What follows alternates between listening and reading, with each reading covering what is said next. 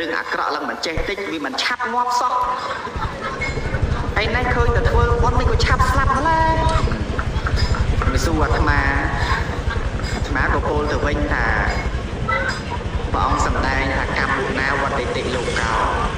សត្វលោកក៏ប្រព្រឹត្តតាមកម្មហើយសត្វទាំងឡាយក្នុងលោកនេះសាងហេតុមកមិនដូចគ្នាទេជួនខ្ញុំឃើញម្នាក់នោះ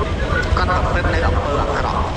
ក៏ប៉ុន្តែអំពើអាក្រក់របស់គាត់នឹងវាមិនមែនជាហេតុនាំឲ្យគាត់បាននៅអាយុខ្លីឧទាហរណ៍ថានៅខ្លះគាត់ស៊ីដីគេតាគាត់លួចដីគេតាគាត់ខ្លែងបន្លំគេតាអាទុកនៃការខ្លែងបន្លំរបស់គេលួចរបស់គេបង្នាំឲ្យបុគ្គលនឹងខាតទ្រព្យសម្បត្តិកើតមកជាអ្នកក្រត្រូវគេបោកបញ្ឆោតរោគស៊ីខាតប៉ុន្តែគាត់មិនបានសម្លាប់ឯណាតោះនេះញញោមប៉ុន្តែដល់ទៅពេលកាលមុនគាត់ធ្លាប់សម្លាប់សត្វទ្រព្យសម្បត្តិក៏មានលុយក៏មានកិត្តិយសគេឈ្មោះតំណែងបុណ្យស័ក្តិញាតិមិត្តខៅសន្តានច្រើនក៏ប៉ុន្តែដោយសារតែគាត់ធ្លាប់សាងបណ្ណាតិបាតបានអាទុកនៃការសម្លាប់សត្វដែលជាបណ្ណាតិបាតនាំឲ្យគាត់ទទួលបាននៅអាយុខ្លីកម្មផលនឹងច្បាស់លាស់អញ្ចឹង